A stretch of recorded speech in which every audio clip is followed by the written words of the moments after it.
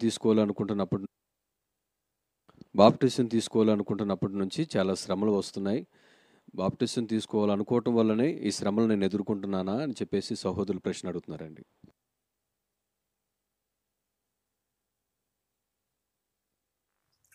భూమి మీద ఉన్నప్పుడు సమస్యలు అనేవి సాధారణంగా వస్తూనే ఉంటాయి. మీ ఇంట్లో ఉన్న బొద్దింకకు కూడా సమస్యలు ఉన్నాయి, చీమలకు సమస్యలు ఉన్నాయి. ఈ భూమి ఒక సమస్యల వలయం. ఇందులో మనం జీవిస్తున్నాం. దీన్ని మనం ఈదుతూనే ఉండాలి. ఒక నీటిలో పడిన వ్యక్తి ఒడ్డు చేరేదాకా ఈదినట్టుగా ఈ లోకం అనే సముద్రంలో ఉన్న ప్రతి మనిషి కూడా ఈదుతూ అవతలకు వెళ్ళాల్సింది. సమస్యల సముద్రం ఇది. ఓకే, ఈ రోజు కాకపోతే రేపే ఏదో ఒక సమస్య అనేది వస్తూనే ఉంటుంది. సమస్యలు వచ్చాయని భయపడొద్దు. వాటిని ఎలా జయించాలని దేవుని జ్ఞానం అడగండి. దేవుని జ్ఞానం అడిగి ప్రార్థించి ప్రయత్నం చేస్తుంటే దాన్ని జయిస్తూ వస్తాం. ఇప్పుడు ఇంత వయసు వచ్చింది కదా మీకు, మీ చిన్నతనం నుండి ఏ సమస్య రాలేదా? వచ్చాయి. వాటిని మీరు ఎలా జయించారు? ఏదో విధంగా జయిస్తూ దేవుడు ఇంత దూరం తీసుకొచ్చాడుగా. మరి ఇంత దూరం చేపట్టి నడిపించిన దేవుడు ఇక ముందు కూడా మీ చేపట్టుకుని నడిపిస్తాడని నమ్మకం కలిగి విశ్వాసంతో ప్రార్థిస్తున్నప్పుడు, దేవా మా కృపనివ్వండి, మమ్మల్ని నడిపించండి, బలపరచండి అంటూ ముందుకు వెళ్ళండి. కొందరు ఏమంటారంటే, బాప్టిజం తీసుకోవాలనుకుంటున్నాం, అందుకేనయ్యా సాతానుడు భయంకరంగా వేధిస్తున్నాడు, వెనక్కు నుండి ఐగుప్తు సైన్యం తరిగినట్టుగా తరుముతున్నాడు, కాబట్టి మీరు ఇంకా ప్రార్థనలో ఉండండి, బాప్టిజం తీసుకున్న సమస్యలు పెరిగిపోతాయి, తీసుకున్నట్టునే పెరిగిపోతాయి. పిచ్చి ఆలోచనలు ఇవన్నీ. పాపం వాళ్ళకి వాక్యం తెలిసి మాట్లాడుతున్నారు, తెలిగి మాట్లాడుతున్నారు. ఉన్న అసలే విశ్వాసి ప్రభులోకి వచ్చాడంటే వాడిని భయపెట్టి ఆ భయాలు మూఢనమ్మకాలన్నీ తీసుకొచ్చి అంటిస్తున్నారు. ఎక్కడైనా యేసు ప్రభు వారు చెప్పారా బైబిల్లో? మీరు బాప్టిజం తీసుకున్న నాటి నుండి మీరు శ్రమల పాలవుతారు, కష్టాల పాలవుతారు అన్నాడా? అనలేదు. యేసుక్రీస్తు నమ్మినప్పుడు కొందరు వ్యతిరేకిస్తారు, కొన్ని హింసలతో పాటు నూరంతలుగా దీవిస్తాడు. అంటే నిందలు రావచ్చు, అవమానపరిచే వాళ్ళు ఉంటారు రకరకాలుగా. ఇప్పుడు అదే కాదు, లోకంలో ఉన్నాం మనం.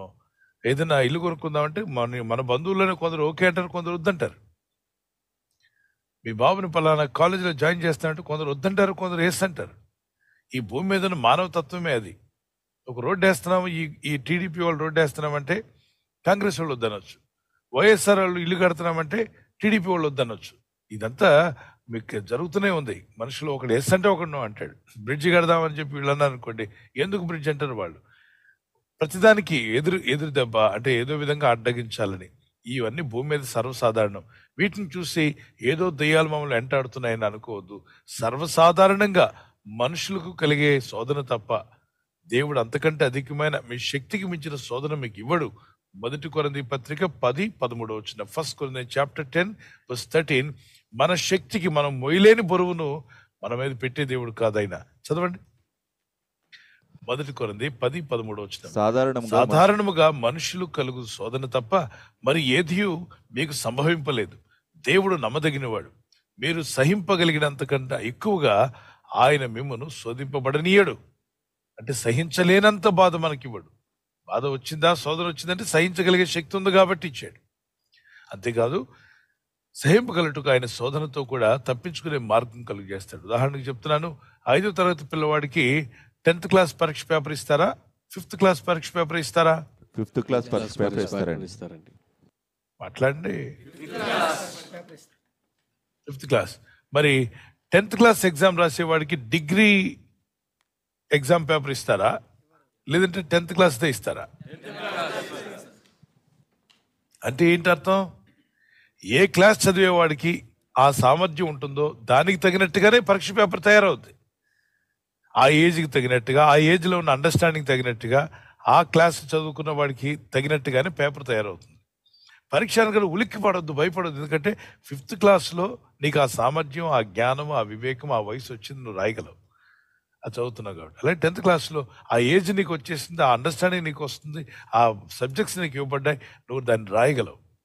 ఇక రాయలేనటువంటి పరీక్ష, మనుషులమైన మనమే పరీక్షలు 5th క్లాస్ వాడికి డిగ్రీ ఎగ్జామ్ పేపర్ ఇవ్వట్లేదుగా. మరి అటువంటిప్పుడు నమ్మదగిన దేవుడు మన దేవుడు అనండి ఒకసారి. నమ్మదగిన దేవుడు మన మొయ్యలేని బరువు మన మీద మోపుతాడా? లేదే. కాబట్టి ఏదైనా శోధన వచ్చిందంటే, ఇప్పుడు పరీక్ష పేపర్ ఇచ్చారంటే నేను రాయగలనని నమ్మారు కాబట్టి ఇచ్చారు వాళ్ళు. ఓకే, మనం 5th క్లాస్ ఎగ్జామ్ పేపర్ తీసుకువెళ్ళి 1వ తరగతి చదివాడు కదా, రాయిరా, ఎగ్జామ్ రాయిపోతే నీ పని పడతానంటావా? అనమే. అన్నట్లయితే మనం బుద్ధిహీనం అవుతాం. సో మనుషులు అయినా మనమే గ్రహిస్తున్నాం, ఫస్ట్ స్టాండర్డ్ చదువుతున్న వాడికి ఈ పేపర్ ఇవ్వకూడదు, మనం ఫస్ట్ స్టాండర్డ్ పేపర్ ఇవ్వాలని. అలాగే మనం ఏ ఏజ్లో ఉన్నా కొన్ని శోధనలు, కొన్ని శ్రమలు, కష్టాలు వస్తుంటాయి. వాటిని జయించండి ప్రార్థన ద్వారా. ఈ లోకంలో మీకు శ్రమ కలుగునాయని ధైర్యం తెచ్చుకోండి, మీరందరూ జయిస్తారు. ఈ మాట అందరి కోసం చెప్తున్నాను. యోహాను 16:33 వచనం, మీరు తప్పక జయిస్తారు. ఆమేన్. God bless you.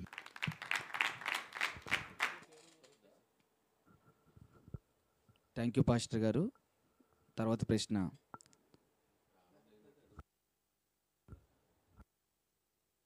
ప్రీతం గారి ఫ్యామిలీ ఈ విధంగా అడుగుతున్నారండి. బైబిల్లో సుఖించుము, తినుము, త్రాగుము, సంతోషించమని ఉంది కదా, ఎందుకు ఆ విధంగా బైబిల్ వాక్యంలో ఉంది అని వారు సందేహం అడుగుతున్నారండి. రైట్. తినుము, తాగుము, సుఖించుము అనే మాట లూకాసు వార్తలో 12వ అధ్యాయంలో ఒక వ్యక్తి మాట్లాడతాడు. అతను ధనవంతుడు. అది చూద్దాం. లూకాసు వార్త 12వ అధ్యాయం 12-15. అతడు తన ప్రాణంతో ఏమన్నట, అనేక సంవత్సరములకు విస్తారమైన ఆస్తి నీకు సమకూర్చబడి ఉన్నది, సుఖించుము, తినుము, త్రాగుము, ఓకే, సంతోషించుమని చెప్పుకొనొచ్చు తను అనుకుంటున్నాడు. ఏమనుకుంటున్నాడంటే, దేవుడు నాకు అక్కర్లేదు, ప్రార్థన నాకు అక్కర్లేదు, భక్తి నాకు అవసరం లేదు, మరి ఏం కావాలి? బాగా డబ్బు ఉంది కాబట్టి సుఖించు. తన ప్రాణం తనట్టు, నా ప్రాణమా సుఖించుము, తినుము, త్రాగుము. అంటే ఈయన పాట చరణంలో సుఖము, తిండి, త్రాగుడు ఇవే ఉన్నాయి తప్ప ఇందులో ఈయన పాటలో, ఈయన బ్రతుకులో దేవుడు లేడు. ఓకే, సుఖించుము, తినుము, త్రాగుము, సంతోషించుము 4 చరణాలు పాడుకుంటాడు. స్టార్టింగ్ ఏంటంటే సుఖం కావాలి, సెకండ్ చరణం ఏంటంటే తిండి కావాలి, అన్ని రకాల తిండి, 4వ చరణం త్రాగడం, అన్ని రకాల మందులు తాగుతాడు, 5వది సంతోషంగా బతకాలి. ఇలాంటి వారికి దేవుడు ఏమంటున్నాడు 20వ వచనంలో? వెర్రివాడా అంటున్నాడు. చూడండి, అయితే దేవుడు వెర్రివాడా, ఈ రాత్రి నీ ప్రాణం అడుగుచున్నారు, నీవు సిద్ధపరిచిన ఎవని వగునని అతనితో చెప్పాను. ఇతని ప్రాణాన్ని అడుగుతున్నాయంట. అడుగుచున్నారు అంటే బహువచనం, అంటే ఎక్కువ మంది అడుగుచున్నారు. ఏమని? అయ్యా వీడు తింటున్నాడు, సుఖిస్తున్నాడు, తిరుగుతున్నాడు, కానీ దేవుని యందు భక్తి లేదు కదా, భక్తి కలిగి లేడుగా, వాడిని ఇచ్చే, అది మాటకటే మేము తీసుకుపోతాం అని దెయ్యాలు అడుగుతున్నాయంట. అందుకు దేవుడు అంటున్నాడు, వాళ్ళు అడుగుతున్నారు నీ ప్రాణం ఇమ్మని, ఇచ్చేస్తే నువ్వు సంపాదించినంత ఎవరు తగ్గుతుంది అంటున్నాడు. తర్వాత వచ్చిన చూడండి, దేవుని ఎడల ధనవంతుడు కాక తన కొరకే సమకూర్చుకున్నవాడు అలాగే ఉండనని చెప్పాను. దేవుని ఎదుటి ధనవంతులు అవ్వాలి, కానీ తన కొరకే సంపాదించుకుంటూ భక్తి లేకుండా, ప్రార్థన లేకుండా, విశ్వాసం లేకుండా మనం చనిపోతే ఎక్కడికి వెళ్తామన్నటువంటి ఆ ఆత్మీయ విషయాల్లో తను మనసు పెట్టకుండా ఎంతసేపు తినాలి, తాగాలి, తిరగాలి, సంతోషించాలి, డబ్బంతా నాదైపోవాలి, పేరు ప్రఖ్యాతులు పొందాలి తప్ప ఈ భూమి మీదే ఏది చూసినా ఈ 80 ఏళ్ళు 90 ఏళ్ళకు ఉపయోగపడే వాటిని తప్ప చనిపోయిన తర్వాత నా ఆత్మ దేవుని ఎందుకు వెళ్ళాలని ఆశ లేనివాడు తప్పనిసరిగా నష్టపోతున్నాడు. దురాత్మలు వాడిని అడుగుతున్నాయి. కొంతమంది అది ఆ దేవుడు చెప్పాడు, దేవుడు అని ఇట్లా దురాత్మలు అడుగుతున్నాయి, ఇమ్మని అడుగుతున్నారు, నీ ప్రాణాన్ని ఇమ్మని అడుగుతున్నారు. Where will you go, where will you spend you have earn so much, where are going to spend that money and everything will be in a bank and you will be in hell fire. నరకంలో బాధపడతావు కనుక మారు మనసు పొందున్నాడు. ఇది the link words I tell you but Luke chapter 16 verse 19 నుండి. లూకాసు వార్త 16-19. ఇందాక మనం 12-19 చదివాం. ఇక్కడ కూడా ధనవంతుల గురించి రాయబడింది. ధనవంతుడు ఒకడు ఉండెను, అతడు ఊదారంగు బట్టలు, సన్నపు నార వస్త్రములను ధరించుకొని ప్రతిదినము బహుగా సుఖపడుచుండేది వాడు. లూకా 12-19లో ఇలాంటివాడే కనబడ్డాడు. ఇక్కడ కూడా మరొక వ్యక్తి కనబడ్డాడు. సుఖం సుఖం సుఖం. వీళ్ళకి భక్తి అవసరంలా, ప్రార్థన అవసరంలా, విశ్వాసం అవసరంలా, పోయాక ఎక్కడికి పోతామని కూడా అవసరంలా. సాతానుడు మనుషుల చుట్టూ ఒక షెల్ ఏర్పాటు చేశాడు. ఈ షెల్ ఏంటంటే, don't think about God, don't think about your spirit, don't think about your death, you just enjoy, you earn money, తిను, తాగు, తిరుగు, ఇదే జీవితం అంటే అని మోసం చేస్తున్నాడు మనుషుల్ని. కాలేజీలో, స్కూల్లో, హాస్టల్లో ఉన్న పిల్లలకి మనం ఏం చెప్తాం? నాన్న నువ్వు బాగా చదువుకో, నీ మంచి భవిష్యత్తు ఉంటుంది, పరీక్షలు రాయి అని చెప్తాం. కానీ వాడి చుట్టూ ఉన్న అల్లరిముఖ ఏం చెప్తుంది? ఇప్పుడు కాదు, ఇప్పుడు రా, తిరగాలి, ఇప్పుడే గోడ దూకిపోయి సినిమా చూద్దాం, పోయి ఆ క్లబ్బుల్లో డ్యాన్స్ వేద్దాం, పబ్బుల్లో తిరుగుదాం, పరీక్షలు చదువు ఎప్పుడే ఉంటుంది, ఎన్ని పట్టించుకోనక్కర్లేదు. తండ్రి అంటాడు, రే నువ్వు వెళ్ళింది కాలేజీకి బాగా చదువుకోవడానికి వెళ్ళావు, ఒళ్ళు దగ్గర పెట్టుకో, బాగా చదువు, పరీక్షలు సిద్ధపడు, మంచి మార్కులు సంపాదించుకో, నీకు మంచి భవిష్యత్తు ఉందని తండ్రి అంటున్నాడు. కానీ అల్లరిముఖ ఏమంటుంది? అల్లరి మొక్క ఏం చెప్తుందంటే చదువు కాదురా, అదే ఎప్పుడే చదవచ్చు, ఇప్పుడే తిరిగే టైం, ఇప్పుడు తిరగకపోతే ఇంకెప్పుడు, ఇప్పుడు తాగకపోతే ఇంకెప్పుడు, సిగరెట్ ఇప్పుడే తాగు, మరి మందు ఇప్పుడే తాగు, తిరగాలి ఇప్పుడే, క్లబ్లోకి వెళ్ళు, చిందులు వేయి, ఎంజాయ్ చేయి, ఫుడ్ తిను, తిరుగుదాం రా, ఇప్పుడే మనం తిరగాలని. ఇప్పుడు తండ్రి మాట ఏమో తిరుగుడు కాదు, వ్యర్థమైన సహవాసం కాదు, నువ్వు బాగా చదువుకోవాలి, పరీక్ష రాయాలి, నువ్వు పైకి రావాలని. తండ్రి ఇటుగా కోరుతున్నాడు అభివృద్ధి కోసం. అల్లరి ముఖ దుష్టులు వాడిని చెరగొట్టడానికి. ఇప్పుడు డిసైడ్ అవ్వాల్సినోడు మధ్యలో ఉన్నాడు. ఇతను డిసైడ్ అవ్వాలి. లోకం చెప్పే మాట వినాలా, నా తండ్రి చెప్పే మాట వినాలా? తండ్రి చెప్తే ఆయన నాకు ఫీజు కట్టాడు, ఆయన నాకు కావాల్సిన అన్ని ఏర్పాట్లు చేశాడు, చదవమనేగా చెప్పాడు, నా మేలు కోసమే కదా అని చదివినట్లయితే వాడికి మంచి భవిష్యత్తు ఉంటుంది. అలాగే పరలోక తండ్రి ఈ భూమి మీద ఉన్న హాస్టల్లో ఏడుస్తున్న మనందరితో చెప్తున్నాడు, రే మీకు మంచి భవిష్యత్తు ఉందిరా, ఆ పరలోక పట్టణంలో చాలా ఉన్నాయి, మీరు తెలుసుకోవాల్సినవి, మీరు చూసినవి చాలా తక్కువ, ఈ భూమండలం మీద ఉన్నంత పాపలోకం కంటే పరిశుద్ధ లోకం అద్భుతంగా ఉంది, మీరంతా అక్కడికి వచ్చి ఆడవాలి, అక్కడికి రండి. ముందు అక్కడికి రావడానికి భూమి మీద పరీక్షలు ఎదుర్కోండి, పరీక్షలు రాయండి, బాగా చదవండి, మీకు ఇచ్చిన విషయాలను జాగ్రత్త పడండి. మీరు జాగ్రత్త పడినట్లయితే లోకస్తులు చెప్పినట్టుగా, మీ లోకపు ఫ్రెండ్స్ చెప్పినట్టుగా తిరిగి నాశనం కావద్దు. మీ జీవితం చాలా విలువైంది నాయన, రండి నా ఎదుకు, మీకు గొప్ప భవిష్యత్తును ఏర్పాటు చేశారని తండ్రిని దేవుడు పిలుస్తున్నాడు. భూమి అనే హాస్టల్లో ఏడుస్తున్నటువంటి అనేక మంది యవనస్తులు, పెద్దలు, చిన్నలందరూ కూడా ఇక్కడే శాశ్వతంగా ఉండిపోతాం అనుకోవద్దు. హాస్టల్లో ఉన్నోడు తప్పక ఇంటికి రాక తప్పదు. హాస్టల్లో టైం అయిపోయినప్పుడు వాళ్ళు బయటికి పంపించేస్తారు. ఈ భూమి మీద కూడా హాస్టల్ టైం అంటే బ్రతుకు టైం అయిపోయినప్పుడు బయటికి నెట్టేస్తారు. మరణం అనేది వచ్చి కమ్అవుట్ అని చెప్పి అంటుంది. అప్పుడు వాడు ఏం చేశాడో దానికి పరీక్షలు తన జీవితంలో ఎలా వ్యర్థపరిస్తే వ్యర్థమైన స్థలానికి, నరకగ్ని ఉండడానికి వెళ్తారు, యథార్థంగా జీవిస్తే పరలోక పట్టణంకి వెళ్తారు. ఈ వచనం చదివిండి ఒకసారి, చాలా ఇంట్రెస్టింగ్ ఉన్న వర్డ్ అడిగారమ్మా. ఎస్, చూద్దాం. ఇప్పుడు క్రైస్తవ దేశాల్లో కూడా ఇంతే ఏడుస్తున్నారు, ఎందుకంటే భక్తిని విడిచిపెట్టారు. బైబిల్ చదవడం మానేస్తే ఎవరింట్లోకైనా చీకటి వచ్చేస్తుంది, ఎవరి హృదయంలోకైనా చీకటి వస్తుంది. చదవండి. ధనవంతుడు అక్కడుండెను, అతడు ఓదారంగు బట్టలను సన్నపు నార వస్త్రములను ధరించుకొని ప్రతిదినము బహుగా సుఖపడుచుండువాడు. లాజరు అను ఒక దరిద్రుడు ఉండెను, వాడు కురుపులతో నిండినవాడై ధనవంతుని ఇంటి వాకిట పడి ఉండి అతని బల్ల మీద నుండి పడు రొట్టె ముక్కలతో ఆకలి తీర్చుకొనగోరెను. అంతేకాక కుక్కలు వచ్చి వాని కురుపులు నాకెను. ఆ దరిద్రుడు చనిపోయి దేవదూతల చేత అబ్రహాము రొమ్మున ఆనుకొనుటకు కొనిపోబడెను. ధనవంతుడు కూడా చనిపోయి పాతి పెట్టబడెను. సుఖాన్ని ప్రేమించి సుఖపడు, తినుము, తాగుము, సుఖపడు అన్నవాడు ధనవంతుడు. ధనవంతుడు చనిపోయి ఎక్కడికి పోయాడట? ధనవంతుడు కూడా చనిపోయి పాతి పెట్టబడ్డాడు. అంటే సమాధి కార్యక్రమం బాగా జరిగింది. ఎవరికి? ధనవంతుడికి. వెళ్ళే దారంతా పూలు పోశారు. మరి సమాధి కార్యక్రమం మీద అద్భుతంగా చేశారు. మరి ఏ బండతో కట్టారు? బండ కూడా ఏంటిది? గ్రానైట్ స్టోన్తో కట్టారు. ఊర్లో వాళ్ళు అనుకున్నారు, బ్రతకంటే ఇలా బతకాలి ధనవంతుడిలాగా. సుఖపడ్డాడు, తిరుము, తాగుము, సుఖించుము, హ్యాపీగా బతికాడు. చనిపోవడంలో కూడా ఒక రాజుగారిని తీసుకెళ్ళారు. అబ్బాయి ఏం బ్రతకండి, ఏం తీసుకెళ్ళండి సమాధి ఎందుకు అని అందరూ సంతోషపడుతున్నారు. సమాధి కార్యక్రమం కూడా జరిగింది. అన్నదమ్ములందరూ కలిసి చిన్న దినం ఎప్పుడు, పెద్ద దినం ఎప్పుడు, దినం కూడా ఖాయం చేశారు. ఎన్ని ఏటలు కోయాలో కూడా చెప్పారు. ఊరందరిని పిలవడానికి రెడీ అయ్యారు. సరే, మనోడికి ఏం జరిగిందో చూద్దాం. చచ్చిపోయాడు కదా, ఈ చనిపోయిన వాని ఆత్మ ఎక్కడికి వెళ్ళింది? భూమి మీద బాగానే ఉంది, అట్టహాసంగా అన్ని జరుగుతున్నాయి. అప్పుడు అతడు, అంటే ఈ చనిపోయిన ధనవంతుడు, పాతాళంలో బాధపడచ్చు. ఎక్కడ బాధపడుతున్నాడు? పాతాళంలో. ఇండియాలో కాదు, లండన్లో కాదు, అమెరికాలో కాదు. మరి అమెరికాలో పోయినా, లండన్లో పోయినా, ఇక్కడ భారత్లో పోయినా, ప్రపంచంలో ఎక్కడ పోయినా వాని ఆత్మ భక్తి లేకుండా, దేవుడు లేకుండా బతికాడు కనుక పాతాళంలోనికి వాని ఆత్మ నెట్టబడింది. పాతాళంలో బాధపడుచు కన్నులెత్తి దూరం నుండి అబ్రహామును అతని రొమ్మున ఆనుకొని ఉన్న లాజరును చూచాడు. ఇతను లాజర్ అనేవాడు దరిద్రుడు, ఇతని ఇంటి ముందు ఉండేవాడు. అరే, ఇతను నాకంటే ముందు చనిపోయాడు, ఇతనేంటి అక్కడ ఉన్నాడు, నేనేంటి ఇక్కడ బాధపడుతున్నాను అని అప్పుడు రియలైజేషన్లోకి వచ్చాడు. అప్పుడు తండ్రివైన అబ్రహామా, నా యందు కనికరపడి తన వ్రేలి కొనను నీళ్లలో ముంచి నా నాలుకను చల్లార్చుటకు లాజరును పంపుము. ఆ అగ్ని జ్వాలల్లో యాతన పడుచున్నానని కేకలు వేసి చెప్పెను. యాతన పడుచున్నాడట. ఐఎమ్ టార్మెంటెడ్, నేను టాలరేట్ చేయలేకపోతున్నాను, టార్మెంట్ చేయబడుతున్నాను, అగ్ని జ్వాలలు నన్ను కాల్చేస్తున్నాయి. అంటే ఎవరిని? సమాధి చేయబడ్డాడు కదా, ఈయన బాడీ అక్కడ పెట్టాం కదా సమాధిలో. ఇక్కడ ఏంటి ఏడుస్తున్నాడు? ఇక్కడికి ఎప్పుడు వెళ్ళాడు ఈయన? చనిపోయిన వెంటనే ఆత్మ వెళ్ళిపోయింది. గ్లాసు నీళ్లు వేరు చేయగానే గ్లాస్ ఒకటే ఉంటుంది, ఎంటీ గ్లాస్, దాన్ని సమాధి చేస్తాం. వెళ్ళిపోయిన నీరు ఉందే అది ఆత్మ, అది పాతాళానికి వెళ్ళిపోయింది చనిపోయిన వెంటనే. ఒక పెన్లో రీఫుల్ తీసామనుకోండి, ఆ రీఫుల్ అనే ఆత్మ, అంటే ఉదాహరణకి చెప్తున్నాను, ఆ పెన్ అనేటువంటి పైన డొల్ల మాత్రం ఉంటుంది, దాన్ని తీసుకెళ్ళి సమాధి చేస్తారు. లోపల ఉన్న ఆత్మ అనేది వెళ్ళిపోయింది. ఆత్మ వెళ్ళిన వెంటనే పాతాళంలో బాధపడుతుంది. ఓకే, యాతన పడుతూ భూమి మీద ఏం చేశాడు? దేవుణ్ణి తప్ప అన్ని పొందుకున్నాడు.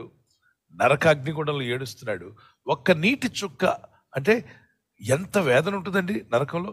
ఒక్క నీటి చుక్క ఇమ్మంటున్నారు, ఒక్క నీటి డ్రాప్ ఇమ్మంటున్నారు, ఒక్క బొట్టును వెళ్తే, ఒక్క చిన్న చిటికి వెళ్తూ ఇమ్మంటున్నాడు. అంటే ఆ వేదన భరించలేనిది, దుఃఖము భరించలేనిది. అందుకే యేసుక్రీస్తు ప్రభు ఈ లోకానికి వచ్చారు. మానవులందరి యొక్క పాప శాపము యొక్క ఆ భయంకరత్వం ఆయనకి తెలుసు. పాపం మామూలుది కాదు, మనిషిని ఈడ్చుకుపోద్దు పాతాళానికి.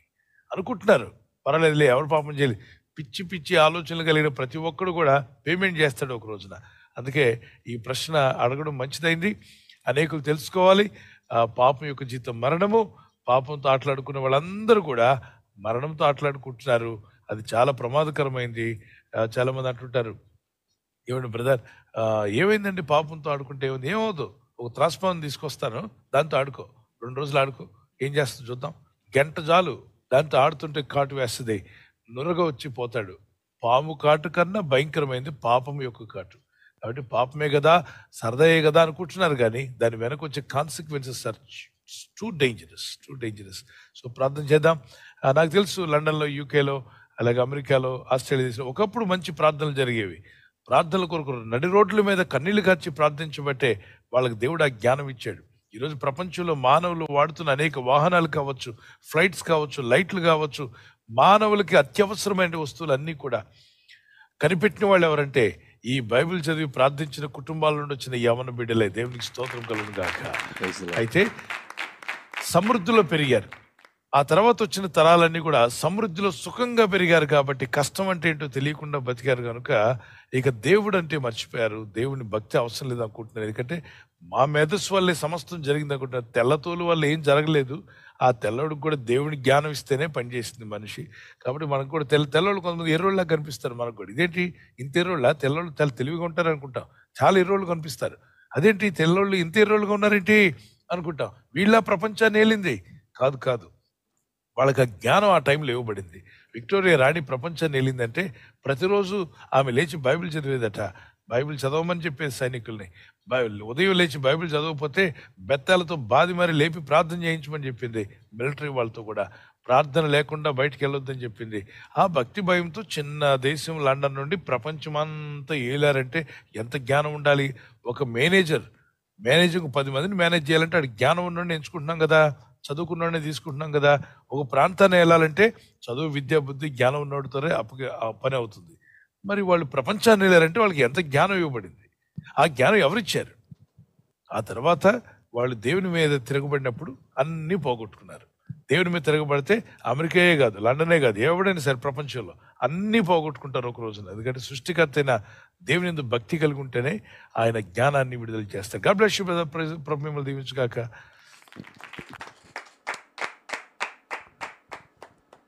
థ్యాంక్ యూ పాస్టర్ గారు. తర్వాత ప్రశ్న బ్రదర్ రాజు గారు విజయవాడ నుంచి ఈ విధంగా ప్రశ్న అడుగుతున్నారు. పాస్టర్ గారు, బైబిల్లో రక్తపు భూమి అని పేరు ఉంది కదా, ఆ పేరు ఎలా వచ్చిందని ఈ విధంగా ప్రశ్న అడుగుతున్నారు పాస్టర్ గారు. యేసుక్రీస్తు ప్రభువారిని అప్పగించడానికి 30 కాసులు లంచం తీసుకుంటాడు ప్రబుద్ధుడు. ఎవరైనా ఇస్కరియోతు యూదా. యేసయ్య శిష్యుడిగా ఉంటూ, యేసయ్యతో నడుస్తూ, యేసయ్యతో భోజనం చేస్తూ, సభలలో మరి ఇస్కరియోతు యూదా కూడా ఒక అపోస్తలుడు అని ప్రభు చేత పిలువబడినవాడని సేవకు బృందంలో పేరు పొందుకున్నాడు. అన్ని రకాలుగా మంచి పేరు పొందినటువంటి వ్యక్తి, అన్ని విధాలుగా దేవుని సన్నిధిలో అన్ని అనుభవించిన వ్యక్తి, ఆఖరికి డబ్బుకు దాసోహుడై అమ్మేశాడు, ప్రభునే అమ్ముకున్నాడు. అంటే డబ్బు కొరకు దేవుని పక్కన పెట్టాడు. ఏంటి, శిష్యుడిగా ఉండి, సేవకుడిగా ఉండి, పరిచర్యలో పాల్గొంటూ, అపోస్తులు లాంటి గొప్ప దైవ సేవకుల మధ్యలో కూడా ఇతను కూడా ఒక సేవకుడిగా గుర్తింపు పొందిన వాడై డబ్బు, ధనాశ అతను ఈడ్చుకుపోయింది. ఒకవేళ అతను అప్పగించుకుపోయి ఉంటే సాతానుడు మరొక వ్యక్తిని వాడుకుని ఉండేవాడు. అవకాశం ఇచ్చి చూశాడు. అపవాది పేతురు దగ్గరికి వచ్చాడు. పేతురు నో, నా ప్రభువుని నేను నమ్ముకునే ప్రసక్తే లేదనుకున్నాడు. యాకోబుని ట్రై చేశాడు, యోహాన్ ట్రై చేశాడు, అందరినీ ట్రై చేశాడు. వాడు అందరినీ ట్రై చేస్తాడు ఈ రోజుల్లో కూడా. కానీ ఇస్కరియోతు యూదా దగ్గర ట్రై చేయగానే వెంటనే గ్రీన్ సిగ్నల్ చూపించాడు ఇస్కరియోతు యూదా. ఓకే, ఐఎమ్ రెడీ అన్నాడు. మరి వీడు నాకు బాగా పనికి వస్తాను అనుకున్నాడు సాతానుడు. ఏం జరిగింది?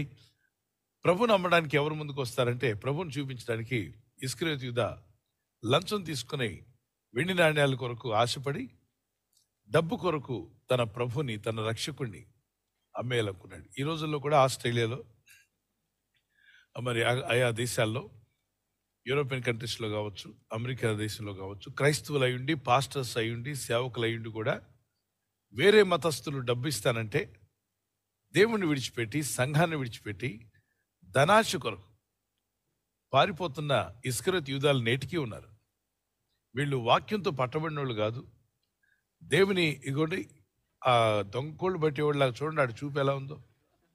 ఇలాంటి సన్నాసులు చాలామంది నేటి దినాల్లో కూడా ప్రభుని విడిచిపెట్టి ఇస్కరియోతు యూదాలాగానే ప్రభు యొక్క మార్గాన్ని విడిచిపెట్టి వెళ్ళిపోతున్నారు. వాళ్ళు బయటికి వెళ్ళి వాళ్ళు అంటారు ఎక్స్ క్రిస్టియన్ అంటున్నారు. ఎక్స్ క్రిస్టియన్ అట. ఎక్స్ ఎమ్మెల్యే ఉంటాడు, ఎక్స్ ఎంపీ ఉంటాడు, కానీ ఎక్స్ క్రిస్టియన్ ఏంటి? క్రిస్టియన్ అనేవాడు ఎక్స్ ఉండదు. జీవితకాలం అంతా క్రీస్తు వాడిగా జీవించి పరలోక పట్టణం చేరుకుంటాడు. అంటే వీళ్ళ మధ్యలో డబ్బు కొరకో, పేరాశ కొరకో దారి తప్పినటువంటి మనుషులు. ఇలాంటి తరహా వీళ్ళందరినీ ఇస్కరియోతు యూదా బ్యాచ్ అనాలి. ఏ బ్యాచ్ ఇది? ఇస్కరియోతు యూదా బ్యాచ్. యూదా బ్యాచ్ అన్నమాట. ప్రభుతో ఉంటారు, సేవకుల మధ్యలో తిరుగుతారు, సువార్థికులను అనిపించుకుంటారు, అక్కడక్కడ సువార్త బృందంలో దయ్యాలను కూడా ఎలగొడతారు. డబ్బు రాగానే అన్ని వదిలిపెట్టి ఆ డబ్బు కొరకు వెళ్ళిపోయి డబ్బు కోసం కాదు నేను వచ్చిందని నీతి కబుర్లు చెప్తారు. ఇలాంటి వాళ్ళు యూట్యూబ్లో కూడా అక్కడక్కడ మీకు కనిపిస్తున్నారు. నేను డబ్బు కోసం కాదు, పేరు కోసం కాదు, నేను ప్రభుని మొదట్లో తెలియక నమ్మాను, తర్వాత ఇప్పుడు ప్రభు కరెక్ట్ కాదని అనుకుంటున్నా. ప్రభు కరెక్ట్ కాదా? యేసయ్య రక్షకుడు కాదా? ప్రపంచవ్యాప్తంగా ఆయన ఎవరో నీకన్నా గొప్పవాళ్ళు, అన్నీ తెలిసిన వాళ్ళు, అన్నీ అనుభవించిన వాళ్ళు, విద్యావంతులు, పండితులు, మరి పాండిత్యం కలిగినటువంటి వారు కూడా యేసు క్రీస్తు ఎవరో రుచి చూచి తెలుసుకున్నారు. అందుకే దేవుని ప్రేమను రుచి చూడకుండా మరి డబ్బు ప్రేమ కోసం, పేరాశ కొరకు దేవుని వదిలిపెట్టి వెళ్ళిపోతున్న వారు ఉన్నారు. ఇతను కూడా అలాగే అమ్మేశాడు ప్రభుని. అంటే ప్రభుని అప్పగించడానికి రెడీ అయ్యాడు. ఒకవేళ ఇస్కరియోతు యూదా కాబట్టి మరొక వ్యక్తి, కానీ ప్రభు ఏమో తన ప్రాణం పెట్టడానికి సిద్ధపడ్డారు, అది నిజం. కానీ అపవాది ఉచ్చులో పడ్డారు వీళ్ళు. ఈరోజు ధనం అనేది ఎరేసి వాళ్ళ మతాల్లోకి లాక్కుంటున్న వారు చాలా మంది ఉన్నారు. మళ్ళీ వాళ్ళు పైగా చెప్తారు బలవంతపు మార్పులు జరుగుతున్నాయి. అసలు ఏ క్రైస్తవ పాస్టర్ అయినా బలవంతంగా ఇంకొకటి మార్చగలడా? దైవ సేవకుడు అనేవాడు ఎవరు కూడా బలవంతంగా ఎవరిని మార్చలేరు. బలవంతంగా మీరు తినని కాకరకాయ కూర మీతో తినిపించలేనప్పుడు, మీకు ఇష్టం లేని కూరనే మీతో తినిపించలేనటువంటి పరిస్థితుల్లో ఉన్న మనుషులు మతాన్నే మార్పించగలరా? అది అబద్ధం. అది ఒకవేళ ఎవరైనా డబ్బిస్తానని ఎవరిని అన్నా, డబ్బు కొరకు ఎవరన్నా మారినా, అది భక్తులు కాదు, వాళ్ళు యేసయ్య శిష్యులు కానేరరు. వారందరూ కూడా దొంగల కిందకే వస్తారు. ఎందుకంటే దేవుణ్ణి ప్రేమించి దాని వాడు ఎవరిని దేవుడు ఒప్పుకోడు. దేవుని ప్రేమించకుండా మనస్ఫూర్తిగా, హృదయపూర్వకంగా ఏదో ఆశించి వస్తే వాళ్ళెవరికి దేవుడు పరలోకాన్ని ఇవ్వడు. ఆయన ఇచ్చే ఆశీర్వాదాలు వారికి ఉండవు. ఇక్కడ ఇతను ఆ డబ్బును తీసుకున్నాడు. సరే, సంతోషించాడా? ఆలోచించండి. ప్రభుని అప్పగించిన తర్వాత వాడికి మనశ్శాంతి పోయింది, సమాధానం పోయింది. ప్రభునైతే అప్పగించగలిగాడు. చాలామంది ప్రభు మీద నిందలు వేస్తున్నారు. వేసిన తర్వాత వాళ్ళకైనా సమాధానం ఉంటుంది అనుకుంటున్నారా? నెమ్మది లేని జీవితాలు జీవిస్తారు. సమాధానం ఉండదు, నెమ్మది ఉండదు. ఆ తర్వాత తను తానే మరి చంపుకోవాలనుకున్నాడు. ఆ కాసులు తీసుకొచ్చి వాళ్ళ ముందు పడేశాడు. బాబు, ఈ డబ్బు తీసుకుని ప్రభుని అప్పగించాను. ఈ డబ్బు తీసుకున్న రోజు నుండి, నా ప్రభుని అప్పగించిన రోజు నుండి నాకు మనశ్శాంతి లేదు, నాకు నిద్రపడట్లా. నాకు ఈ డబ్బు వద్దు నాయన, మీ డబ్బులు మీరు తీసుకోండి, మీ కాసులు మీరు తీసుకొని నా యేసుని నాకు ఇవ్వండి, నా యేసు ప్రభు నాకు ఇచ్చేసేయండి, దయచేసి మీ ధనం మీరు తీసుకోండి, నేను చాలా ఘోరమైన పాపం చేశాను, నా ప్రభుని నాకు ఇవ్వండి, మీ ధనం మీరు తీసుకోండి. అంటే వాళ్ళు అన్నారు, నీ పాపం నీ మీదే ఉండును గాక, అంటే నీ కర్మ నువ్వే భరించరా, మా మీదకి రావద్దు, నువ్వు ఆల్రెడీ తీసుకొని నీ ప్రభునే అప్పగించుకున్నావు, దౌర్భాగ్యుడివి, నీ డబ్బు మళ్ళీ మేమెందుకు తీసుకుంటాం, ఆ పాపం మా మీదకి రాకూడదు, అది నీ మీదే ఉండును గాక అని చెప్పి వాడు కాసులు ఎవరు ముట్ల, వాడు అక్కడ పడేసి మనశ్శాంతి లేని వాడే పరిగెత్తుకుని వెళ్ళి చెట్టుకు ఊరేసుకొని చనిపోయాడు. అంటే ఎంత మనస్తాపం చెందాడు, మనశ్శాంతి లేని పరిస్థితి ఏర్పడింది. అంటే దేవుని ఆత్మ అతనిలో లేదు, పోగొట్టుకున్నాడు. అంటే దేవుని ఆత్మ సన్నిధి కానీ అటువంటి పరిస్థితి ఎందుకు వచ్చిందంటే ఆ హృదయం, ఆ మనస్సు, ఆ మనస్సాక్షి అతను ఎంతగానో గాయపరుచుకున్నాడు. డబ్బు కొరకు మనస్సాక్షిని పాడు చేసుకోకండి, ధనాశ కొరకు మీ ఆత్మను పాడు చేసుకోకండి. బైబిల్ గ్రంథంలో డబ్బు కొరకు దేవుణ్ణి వదిలేసిన వాళ్ళు ఎవరు తిరిగి రాలేదు, మీకు తెలుసా? మామూలుగా పాపాల్లో జారిపోయిన వాళ్ళు తిరిగి మారు మనసు పొంది మళ్ళీ దేవుని యొద్దకు వచ్చారు. అసూయపరులు కానీ, ఈర్ష్య వచ్చినప్పుడు కానీ, మరి ఏదైనా తప్పులు జరిగినప్పుడు కానీ వాళ్ళు దేవుని దగ్గర క్షమాపణ ఒప్పుకొని ప్రభు దగ్గర అడిగి మళ్ళీ వచ్చేసారు. కానీ డబ్బు కొరకు దేవుని విడిచిపెట్టిన వాడు పాత నిబంధన గ్రంథంలో 2 రాజుల గ్రంథం 5వ అధ్యాయం 25వ వచనం గెహజీ అని ఉంటాడు. డబ్బు కొరకు అభిషక్తులైన ఎలీషా దైవజనుడి దగ్గర నుండి పారిపోయాడు, డబ్బు వస్తుంది కదా అని. వెళ్ళినవాడు మళ్ళీ ఎప్పటికీ తిరిగి రాలా. తాను తన సంతానం అంతరికి కుష్ఠరోగాన్ని తెచ్చుకున్నాడు. అలాగే ఆకాను అనేవాడు డబ్బు కొరకు యెహోషువ అనే తన నాయకుడి యొక్క మాట వినకుండా, దైవజనుడి మాట వినకుండా తన ఇష్టానుసారంగా పోయి డబ్బు వస్తుందిలే అని తెచ్చుకుని తన డేరా కింద దాచుకున్నాడు. గొయ్యి గోతులు పెట్టుకున్నాడు. చిన్నారు మంచి అద్భుతమైన బంగారం అని చెప్పి అతని ఇల్లు, అతని కుటుంబం అంతా నశించిపోయింది. డబ్బు కొరకు ప్రభుని అప్పగించినటువంటి ఇస్కరియోతు యూదా కూడా మరెప్పటికీ ప్రభు యొద్దకు రాలేదు. అందుకే ధనము కొరకు దేవుని విడిచిపెట్టకండి. డబ్బు ఈడ్చుకుని ధనము సమస్తమైన కీడుకు మూల కారణం. 1 తిమోతి పత్రిక 6వ అధ్యాయం 1 తిమోతి 6వ అధ్యాయం 6 నుండి 10వ వచనం వరకు, 1 తిమోతి చాప్టర్ 6 to 10. డబ్బు సంపాదించండి మంచి మార్గంలో. సాధ్యమైనంత వరకు మీ తెలివిని, జ్ఞానాన్ని పెంచుకోండి, మీ టాలెంట్స్ని పెంచుకోండి, మీకున్న స్కిల్ డెవలప్ చేసుకోండి, డిగ్రీలు సాధించండి, సంపాదించండి, తప్పలేదు. 6 దినాలు కష్టపడమని దేవుడే చెప్పాడు. ఏ కష్టం చేసినా లాభం కలదని దేవుడే చెప్పాడు. 7వ దినం విశ్రాంతి తీసుకోమన్నాడు. కృత నిబంధన ప్రకారంగా ఆదివారం ప్రార్థనలో ఉండడం మంచిది, దేవుని సన్నిధిలో గడపడం మంచిది. అది పునరుద్ధాన దినం కాబట్టి. మరి సంపాదనే సర్వం అనుకుంటే మోసపోతారు. అలెగ్జాండర్ ది గ్రేట్ ప్రపంచాన్ని ఏలేననుకున్నాడు. లాస్ట్కి తన పెట్టెలో నుండి చనిపోతున్న సమయంలో పెట్టెలో నుండి 2 చేతులు బయట పెట్టమన్నాడు. ఇతను ప్రపంచాన్ని ఏలడమే కాకుండా పాపాల్లో కూడా ఆరితేరాడు. మరి తనకు నచ్చిన ఏ స్త్రీని కూడా విడిచిపెట్టకుండా కామాంధుడై అనేక రకాలైన పాపక్రియల్లో ఈయన ఇన్వాల్వ్ అయ్యాడు. అంతేకాకుండా తన జీవితాన్ని పూర్తిగా ప్రపంచం ఏలుబడిలోనే తాను ఒక గొప్ప మహారాజు అవ్వాలనుకున్నాడు. అన్నట్టుగా అయ్యాడు, సాధించాడు. కానీ చివరికి అతి చిన్న వయసులో, యవన కాలంలో, కనీసం 35 కూడా రాకముందే చిన్న దోమకాటికి మరణించాల్సిన ఏర్పడింది విషజ్వరంతో. అప్పుడు పెట్టెలో నుండి 2 చేతులు బయట పెట్టమన్నాడు. నేను ఈ లోకం అంతా సంపాదించాను, పోయేటప్పుడు ఏమి తీసుకుపోవట్లే. ఈ అలెగ్జాండర్ని చూసి మానవ జాతి ఒక పాట నేర్చుకుని ఏడవండి, ఎంతో వజ్ర వైడూర్యాలు సంపాదించాను, ప్రపంచంలో పేరు ప్రఖ్యాతులు సంపాదించాను, చక్రవర్తిని అయ్యాను, దేశాలను గెలుస్తూ వెళ్ళాను, అద్భుతమైన ఆర్మీ నాకుంది, మరి యుద్ధ ప్రావీణ్యత నాకుంది, అన్నీ సాధించాను. టీనేజ్ నుండి అన్నీ సాధించిన వాడు, తిరుగులేనివాడు. కానీ కనీసం 35 తిరగకముందే ప్రాణాలు విడిచాడు. 3 పదులు నిండకముందే ప్రాణాలు విడుస్తూ పెట్టెలో 2 చేతులు బయట పెట్టాడు. కనుక ఈ లోకంలో డబ్బే సర్వం అనుకున్న వాళ్ళందరూ కూడా ఒక రోజున ఇటువంటి పరిస్థితి ఏర్పడుతుంది. దేవుణ్ణి పెట్టుకునే ముందు దేవునితో నువ్వు డబ్బు సంపాదిస్తావో, అంటే దేవుని మార్గంలో ఉంటూ నీ హృదయాన్ని దేవునికి ఇచ్చి ఆ తర్వాత నువ్వు సంపాదించు, ఏదైనా సాధించు. మంచి మార్గంలో, నీతి మార్గంలో దేవుడు నిన్ను దీవించి బలపరుస్తాడు. ఆయన లేని ధనము, దేవుని లేని ధనము మనశ్శాంతినివ్వదు, శాంతినివ్వదు, నెమ్మదినివ్వదు, అక్రమమైన మార్గంలోకి ఈడ్చుకుపోద్ది. అందుకే ఇతను అమ్మినటువంటి ఆ డబ్బులు కాసులు ఇతను మరణించాడు. కాబట్టి ఆ డబ్బును నీతిమంతుని రక్తము, యేసుక్రీస్తు ప్రభువారి యొక్క రక్తం చిందించడానికి వీడే కారకుడు. కనుక ఆ డబ్బు మనం తీసుకుంటే పోతామని సైనికులు ఎవరు ఆ డబ్బు ముట్టకుండా ఆ డబ్బుతో స్థలాన్ని కొని అది రక్తపు భూమి అని పేరు పెట్టారు. అంటే ఎవరు రక్తపు భూమి? యేసు రక్తాన్ని అమ్మడానికి, యేసుని అమ్మివేయడానికి వీడు పాపిష్టి మనిషి, దౌర్భాగ్యుడు ప్రభుని నమ్ముకున్నాడు. కనుక ఆయన శిష్యుల్లో ఇలాంటి దౌర్భాగ్యుడు ఉన్నాడు.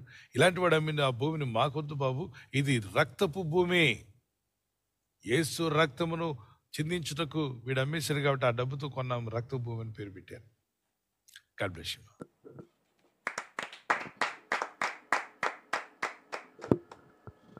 థ్యాంక్ యూ పాస్టర్ గారు. తర్వాత ప్రశ్న బ్రదర్ అనిల్ కుమార్ గారు గుంటూరు నుండి ప్రశ్న అడుగుతున్నారు. అసలు ఉపవాసం అంటే ఏంటి? మనిషికి కోపం ఉండవచ్చా అని సందేహం అడుగుతున్నారండి.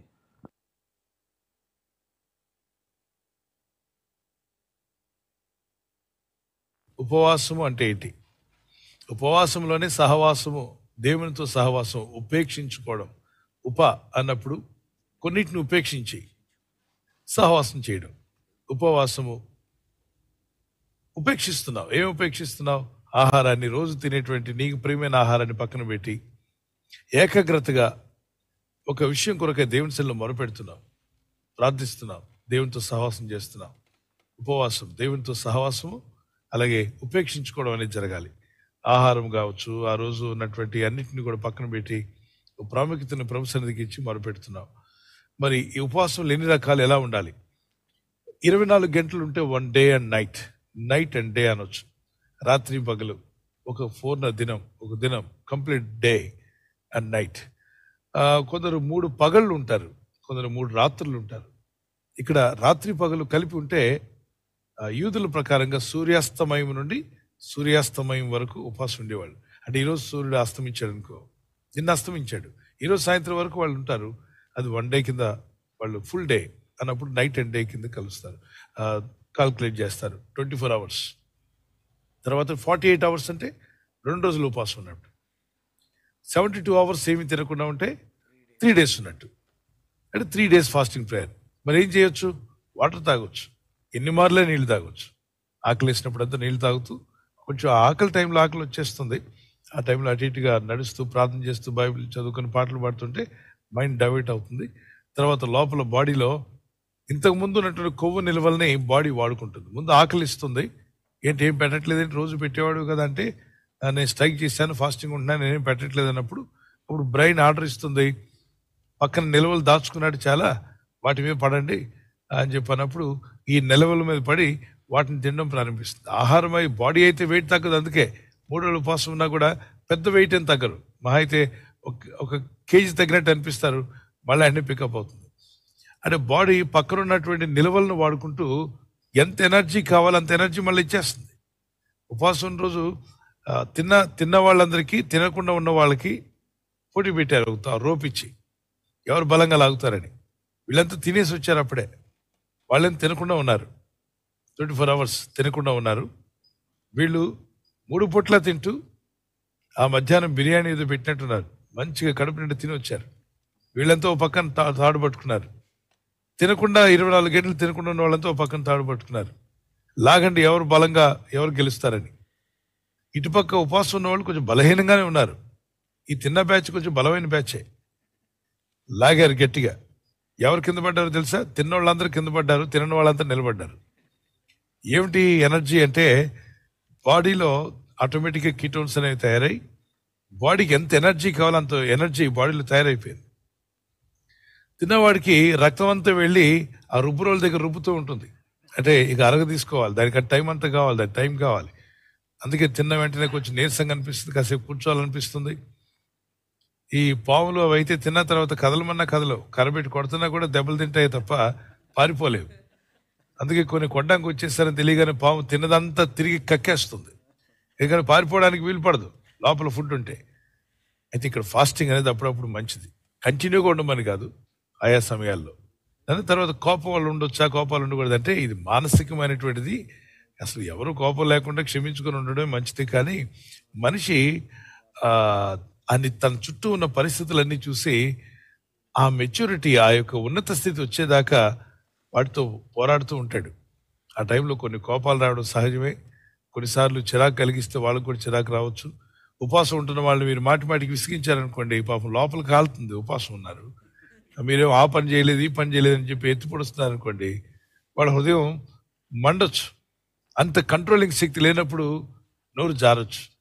అట్టి స్థితి లేకుండా చూసుకోవడానికి, ఆత్మీయ స్థితిని పెంచుకోవడానికి ఉపవాస ప్రార్థనలన్నీ కూడా. కాబట్టి స్టార్టింగ్లో ఫాస్టింగ్ ఉన్న వ్యక్తి పర్ఫెక్ట్గా ఉండిపోతాడు. ఉపవాసం ఉన్నవాడు అసలు ప్రేమ, దయ, కరుణ, మరి దీర్ఘశాంతము, దయాళత్వం, మంచితనం ఇవన్నీ పొంగి పొరులుతూ ఉంటాయని అనుకోకండి. స్టార్టింగ్ కదా, ఆత్మీయంగా ఎదుగుతున్నారు, ప్రేమను నేర్చుకుంటున్నారు. ప్రేమ కలిగి ఉండడానికి, సమాధానం కలిగి ఉండడానికి, ఆత్మ ఫలాలు కలిగి ఉండడానికి ప్రార్థన చేస్తారు, మంచిదే. ఒకేసారి ఉపవాసం ఉన్నవాడు పర్ఫెక్ట్గా ఉంటాడని అనుకోవద్దు, పర్ఫెక్షన్కి వెళ్తున్నాడు, పర్ఫెక్షన్ అనే మెట్లు ఎక్కుతున్నాడు. Praise the lord.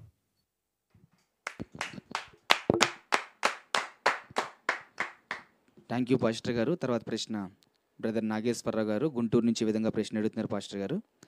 పరలోకము నరకము, స్వర్గము నరకము అని ఉంది కదా, వాటికి తేడా ఏంటని ఈ విధంగా ప్రశ్న అడుగుతున్నారు పాస్టర్ గారు. స్వర్గము నరకము, పరలోకము నరకము అని ఉంది కదా, మరి ఏంటి తేడా? ఏ మతంలోకైనా వెళ్ళి నేను స్వర్గానికి వెళ్ళాలంటే నేనేం చేయాలి, నేను పరలోకం వెళ్ళాలంటే ఏం చేయాలని అడగండి.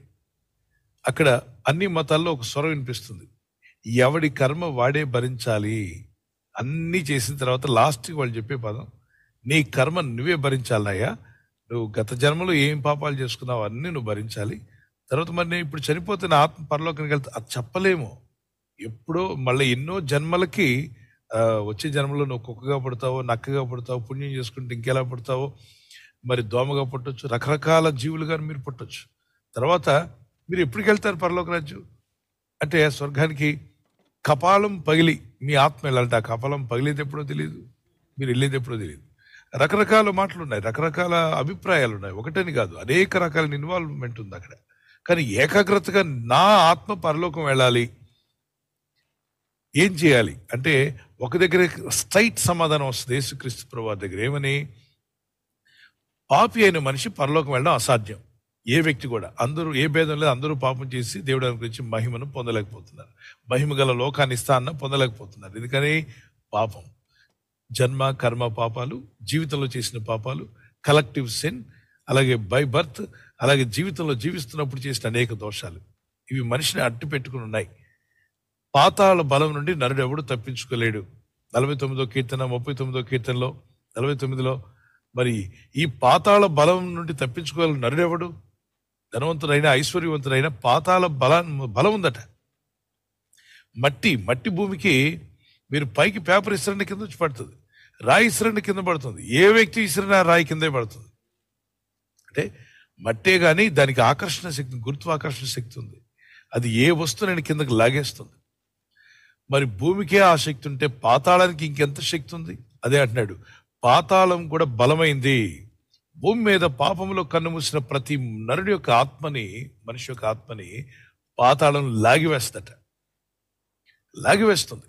మరి పాతాళం ఎందుకు లాగేస్తుందంటే పాపులైన వారు అందరి ఆత్మలు లాగుతుంది.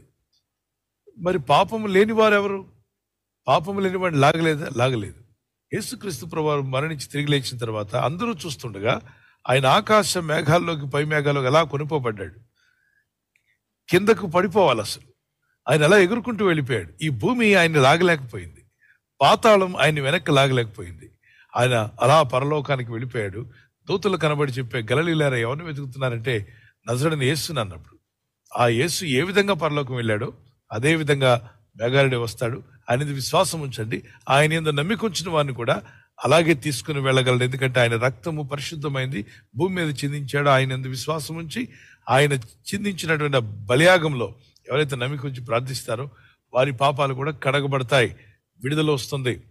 మహాత్మా గాంధీ గారు ఏం చేశారు, నాకేం చేశారు, ఆయన నాకేం చేయలేదు అనే దౌర్భాగ్యులు కొందరున్నారు. ఆ ఫ్రీడమ్ ఫైటర్స్ ఫైట్ చేయబట్టి మనకి ఇప్పుడు స్వతంత్రం వచ్చింది, మన సంపాదన మనం అనుభవించగలుగుతున్నాం. స్వతంత్రం వచ్చింది అంటే వాళ్ళు చేశారు కాబట్టి. ఈరోజు పుట్టినోడు నాకు గాంధీ తెలియదు, ఆయన ఏం చేశాడు నాకు అనవసరం, 1947లో ఆయన ఏదో చేస్తే నాకెలా విడుదల వస్తుంది, అది నాకు సంబంధం లేదనుకుంటే వాడంత మూర్ఖుడు మరొకడు ఉండడు. ఎందుకంటే వాళ్ళు ఆ రోజు ఫైట్ చేయబట్టే ఈరోజు స్వతంత్రాన్ని అనుభవిస్తున్నాం. భారతదేశంలో మన భూమి, పంట, మనకున్న సంపద మనం అనుభవించగలుగుతున్నాం. లేదంటే విదేశాల వాళ్ళు పట్టుకెళ్ళిపోయేవారు.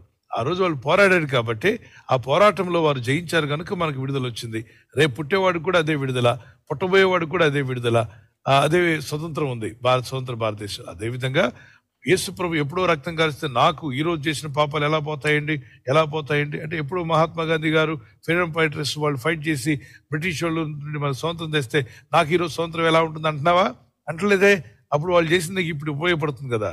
అలాగనే యేసు ప్రభు మనుష్యుడే చేసిన పని 50 ఏళ్లకు 60 ఏళ్లకు తర్వాత కూడా వచ్చే తరాలకు ఉపయోగపడుతున్నట్లయితే, సృష్టికర్తైన దేవుడు మానవ జాతి కొరకు శిలువలో చేసిన ఆ శిలువ యాగము, ఆ రక్తం చిందించడం ద్వారా మానవ జాతి కొరకు, అదే లోక కళ్యాణం అంటారే, మనుషులందరిని రక్షించడానికి చేసిన గొప్ప త్యాగము, మరణించి 3వ దినం సజీవుడిగా తిరిగి లేచాడు.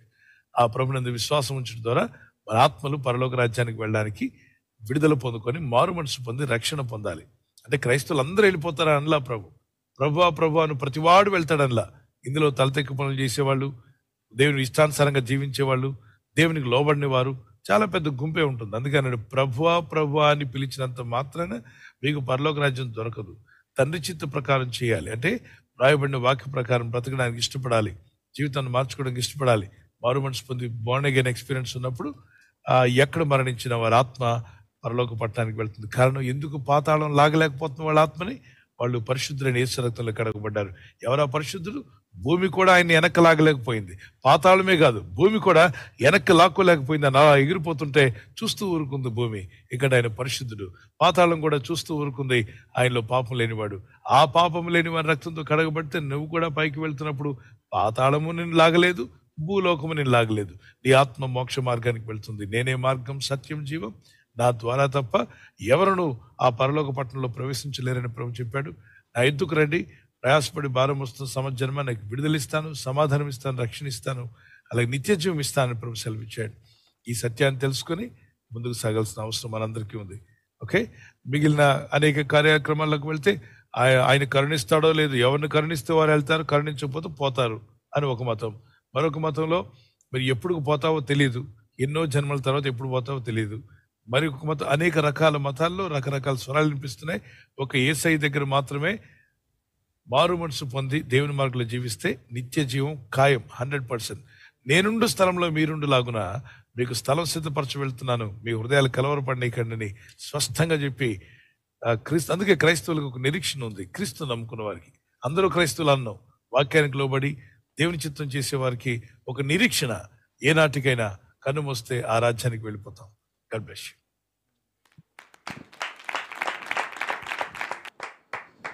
థ్యాంక్ యూ పాస్టర్ గారు. తర్వాత ప్రశ్న కేజీఆర్ గార్డెన్ నుంచి, బైబిల్ సెమినరీ నుంచి. బ్రదర్ మాట్లాడండి.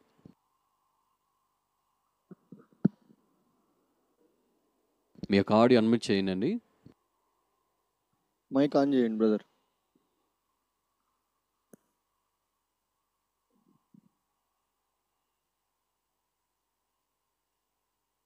పాస్టర్ గారు, ప్రైజ్ లార్డ్. వందనాలు, మాట్లాడండి.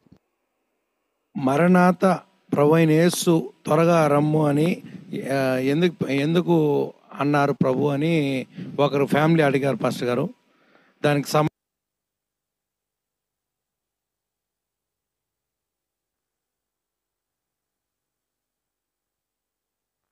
రెవల్యూషన్ చాప్టర్ 22 లాస్ట్ వర్సెస్ లో పెండ్లి కుమార్ అంటే వినువాడును అనవలను అంటాడు. వినువాడు కూడా ఆ యొక్క రాకడ గురించి ఎస్ ప్రభు త్వరగా రమ్ము అనే మాట అనాలి అని ప్రకటన 22 ఆఖరి వచనాల్లో కనిపిస్తుంది. 22వ వచనంలో చూద్దాం. ప్రకటన 2:22. ఈ సంగతులను గూర్చి సాక్ష్యం ఇచ్చేవాడు అవును త్వరగా వచ్చుచున్నానని చెప్పుచున్నాడు. ఆమేన్. ఎస్, త్వరగా వచ్చున్నాడని చెప్పుచున్నాడు. ఆమేన్. ప్రభువైన యేసు రమ్ము. ప్రభువైన యేసు కృప పరిశుద్ధులకు తోడై ఉండును గాక. ఆమేన్. ఆమేన్. మనం వింటున్నాం కదా, మనం కూడా పెండ్లి కుమారుడు అన్నప్పుడు పెండ్లి కుమార్తె సంఘం కూడా రమ్ము అని చెప్పాలి. దేవుని బిడ్డలందరూ కూడా ప్రభు యొక్క రాకడను ఆశ్రయించాలి, ఆశించాలి కూడా, అపేక్షించాలి. ఎందుకంటే చూడండి, పెండ్లి కుమార్తె అంటే సంఘం. పెండ్లి కుమారుడు త్వరగా రావాలనే కదా ఆశపడుతుంది. అలాగే పెండ్లి కుమారుడు యొక్క అంటే ప్రభు యొక్క రాకడ రావాలని సంఘాలు ఆశపడాలి. చాలా మంది ఈ రోజుల్లో ప్రార్థనలో ఈ మాట వాడతారు, ప్రభు నీ రాకడ ఆలస్యమైతే, నీ రాకడ ఆలస్యమైతే. అంటే అందరూ కూడా ఇండైరెక్ట్ గా చెప్తుంటే అప్పుడే రావద్దు, మాకు చాలా పనులు ఉన్నాయి, మేము చాలా బిజీగా ఉన్నాం, ప్రభు అప్పుడే రావద్దు, నీ రాకడ ఆలస్యమైతే. ఇది బాగా విపరీతంగా వాడేస్తున్నారు అన్ని చోట్ల. మరణాత అనే పదాన్ని మనం వాడాలి. కొరింథీ పత్రికలో కూడా ఉంటుంది మరణాత అని. సో మరణాతని ప్రభు యేసు త్వరగా రమ్మని మనం పిలవడం it's our duty. For example, పిల్లలు తండ్రి రావాలని ఆశపడతారు. ఆర్మీలో ఉన్నా మరి ఒకవేళ అమ్మ బయటికి వెళ్తే అమ్మ త్వరగా రావాలని ఆశపడతారు. అంటే ప్రభు వెళ్ళిపోలేదు, మనతో ఉన్నాడు, కానీ ఆయన రాకడ రావాలి, సంఘం కొనుకోబడాలి. సంఘానికి ఉండే కొలది శ్రమలు పెరుగుతాయి తప్ప తరగవు. ఈ లోకంలో దుష్టుడైన అపవాది అలాంటి వాడు. సో సంఘం అనేది కొనుకోబడాల్సిందే. ఆయన రాకడకు రావాలని మనం అపేక్షిస్తున్నట్లయితే ఎస్, అక్కడ పరలోకమందున తండ్రి కూడా ఏమన్నాడు, యేసుప్రభు వారు చెప్పారు కదా, మీరు అడిగింది మీకు ఇస్తా అన్నాడు కదా. ఎస్, మనం అంతా అడగాలి ప్రభు రాకడ రావాలని. ఒకవైపున మనం ప్రార్థన చేస్తున్నాం అందరూ రక్షించబడాలని. చూడండి, ప్రకటన 22 17 వచనం కూడా చూద్దాం. ఆత్మయు పెండ్లి కుమార్తెయు రమ్ము అని చెప్పుచున్నాడు, వినువాడును రమ్ము అని చెప్పవలను. నాన్న ఈ మాట ఎప్పుడు గుర్తుపెట్టుకోండి. బైబిల్ సెమినార్లో ఉన్న వాళ్ళు కూడా మీరు హైలైట్ చేసుకోండి. 22 ఆఖరి వచనాలని చెప్పన్నాను, 17లో ఉంది. ఆత్మయు పెండ్లి కుమార్తెయు రమ్ము అని చెప్పుచున్నారు. ఆత్మయు అంటే పరిశుద్ధాత్ముడు, పెండ్లి కుమార్తెయు అంటే సంఘము, రమ్ము అని చెప్పుచున్నారు. ఎవరిని? ప్రభు అయిన యేసు త్వరగా రమ్మని. వినువాడును చెప్పవలను. మనం వింటున్నాం దేవుని వాక్యం, మనం కూడా చెప్పాలి. అయితే దప్పికొనిన వారిని రానిమ్ము. ఇక్కడ దప్పికొని ఆత్మల రక్షణ లేనటువంటి వారిని రానివ్వండి. పెళ్లి కుమార్తె కూడా రమ్మని చెప్పాలి, వింటున్న వారు రమ్మని చెప్పాలి, ఆత్మదేవుడు కూడా రమ్మంటున్నాడు, అందరు రక్షణ పొందమంటున్నాడు. ఇచ్చేయించు వారిని జీవజలమును ఉచితంగా పుచ్చుకుననిమ్ము. ఇక్కడ ఇందాకేమో రమ్ము అని మరణాత గురించి మాట్లాడితే అది కొరింథీ పత్రికలో ఉంది, చదివిస్తాను. ఇక్కడేమంటున్నా అంటే పెండ్లి కుమార్తెయు, మరి ఆత్మదేవుడు, పెండ్లి కుమార్తె అంటే సంఘము, వినువాడు అంటే వింటున్న మనం, ఎవరు వింటున్న వాక్యం వింటున్నా, దప్పికొనిన వారిని రానివ్వండి. రక్షణ లేని వారికి రానివ్వండి. రక్షించబడాలి వాళ్ళంతా కూడా, రక్షణ రావాలి. ఇచ్చేయించు వారిని జీవజలం ఉచితంగా పుచ్చుకునేమో. ఉచితంగా ప్రభు రక్షణ ఇస్తున్నాడు, ఉచితంగా మరి నిత్య జీవాన్ని ఇస్తున్నాడు. అందరూ వచ్చి త్వరగా రక్షణ పొందుకోవాలని మనం అంతా ఆశపడాలి, రమ్మని చెప్పాలి. ఓకే, ఇక నశించిపోతున్న వాళ్ళందరూ రమ్మని చెప్పి పిలిచాం. మరి నెక్స్ట్ మనం ఎవరిని పిలవాలి? ప్రభుని పిలవాలి. ఏమని? ప్రభు అయిన యేసు త్వరగా రమ్ము, మరణాత. అయ్యా ఇదిగో రక్షింపబడే వాళ్ళని రమ్మని పిలుస్తున్నాం, అలాగే మిమ్మల్ని కూడా రమ్మని పిలుస్తున్నాం. ఎందుకంటే మీరు మా దేవుడై ఉన్నావు, మా రక్షకుడై ఉన్నావు. మరి నీ రాకళ్ళు మేమంతా కొనుక్కోబడాల్సి ఉన్నాం. సో సంఘాలన్నీ కూడా ప్రభు యొక్క రాకడ కొరకు సిద్ధపడాలి. 1 కొరింథీ 16:22 గుర్తుపెట్టుకోండి. 1 కొరింథీ చాప్టర్ 16:22. ఎందుకు మరణాత అంటున్నాం? ఇక్కడ ఉంటుంది. ఎవడైనా ప్రభువుని ప్రేమింపకుంటే వాడు శపింపబడును గాక అని చెప్తూ ప్రభు వచ్చుచున్నాడు. ప్రభుని ప్రేమించకుండా ఉంటే శపించబడతారట. సో క్రీస్తులో ఉన్నవారు ప్రభుని ప్రేమించండి, దేవుని వాక్యాన్ని ప్రేమించండి, దేవుని సన్నిధిని ప్రేమించండి. ఆయన ప్రేమించేవారుగా మనం ఉందాం. తర్వాత ప్రభు వచ్చుచున్నాడు. తర్వాత దాని యొక్క ఫుట్ నోట్లో మీరు చదవండి. ఫుట్ నోట్లో ఏముంది? ప్రభు వచ్చుచున్నాడు అన్న దగ్గర ఏముంది? మరణాత అనగా ప్రభు వచ్చుచున్నాడు లేక ప్రభువా రమ్ము. If any man love not the Lord Jesus Christ, let him be Maranatha. You can see the last word, which means Maranatha, which means Ramu. Prabhu అయిన యేసు త్వరగా రమ్ము. సో రమ్మని పిలుస్తున్నాం మనం, ప్రభుని రమ్మని పిలవాలి. That is a child of God always calls Lord. ప్రతి సంఘం కూడా ప్రభు యొక్క